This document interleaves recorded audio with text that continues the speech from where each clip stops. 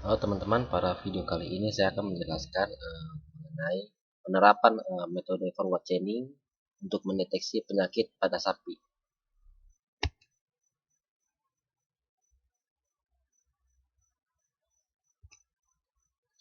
Nah, pada tabel penyakit dan gejala ini kita mengambil sampel 3 jenis penyakit. Yang pertama itu ada SE, yang kedua ada brucellosis, dan yang ketiga ada helminthiasis. Untuk yang penyakit SE itu ada gejalanya yaitu yang pertama ada pembengkakan pada leher sapi, nafsu makan menurun, sapi terlihat lemas, dan juga keluar leleran dari hidung sapi. Kemudian gejala pada penyakit kedua yaitu yang pertama keguguran pada sapi betina, kemudian nafsu makan menurun, skrotum membesar dan membengkak, dan sapi terlihat lemas. Kemudian untuk yang gejala pada penyakit ketiga yaitu yang pertama adalah bulu terlihat kusam, nafsu makan menurun, badan sapi kurus, dan juga sapi terlihat lemas. Dan berikut ini adalah tabel pengkodean dari penyakit sapi. Jadi pertama ada SE yaitu kode penyakitnya P01, brucellosis P02, dan helminthiasis P03. Dan ini adalah beberapa gejala dari sampel penyakit yang kita ambil dari ketiga penyakit.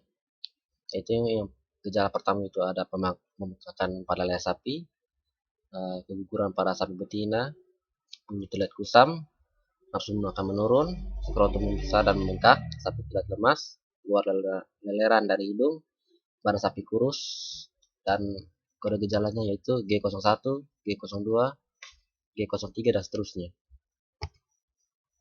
Dan ini adalah tabel penyakit dari P01, P02, dan P03 dan beserta gejalanya yang sudah ditandai di tabel sini.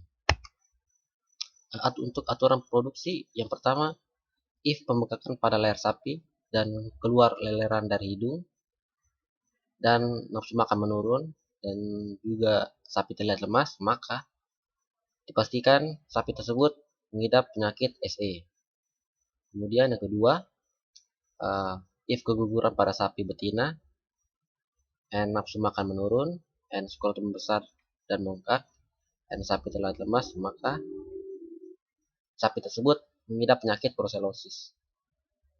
Kemudian yang ketiga, if bulu terlihat kusam and nafsu makan menurun and badan sapi kurus and sapi terlihat lemas, maka sapi tersebut mengidap penyakit helminthiasis. Dan ini adalah tabel inisialisasi dari ketiga penyakit, yaitu kita dari masing-masing rule ya. Rule-nya ada 3 dari ambil sampel penyakit. Kemudian kita lihat sini belum ada tanda ya, masih kosong, dan begitu juga dengan tabel atribut dan juga tabel working memory yang masih kosong. Untuk contoh kasus, diberikan beberapa gejala sebagai berikut. Yang pertama, pembengkakan pada leher sapi, nafsu makan menurun, sapi terlihat lemas, dan juga keluar leleran dari hidung. Langkah pertama kita lakukan yaitu yang pertama, mengisi tabel working memory. Di sini kita isi pembengkakan pada leher sapi. Lihat.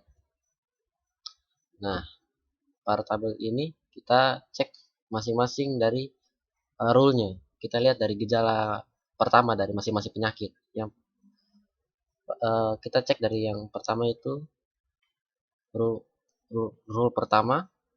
Untuk gejala pertama itu false, premis statusnya. Kemudian untuk rule kedua itu premis statusnya true. Kemudian kita tandai dengan rule statusnya mark. Kemudian untuk yang ketiga itu false pada gejala pertama. Kemudian kita isi pada tabel working memory-nya yaitu nafsu makan menurun. Kemudian kita cek dari masing-masing penyakit pada gejala yang kedua, yaitu kita cek pada rule pertama itu nilainya true. Kemudian pada rule kedua atau pada penyakit kedua itu nilainya true. Kemudian pada rule ketiga dan gejala yang ketiga itu nilai juga true. Kemudian kita isi lagi sapi terlihat lemas. Kita lihat di sini, kita cek pada gejala ketiga, pada rule number pertama itu nilainya false. Kemudian untuk rule kedua itu nilainya true. Kemudian untuk rule yang ketiga itu nilai false.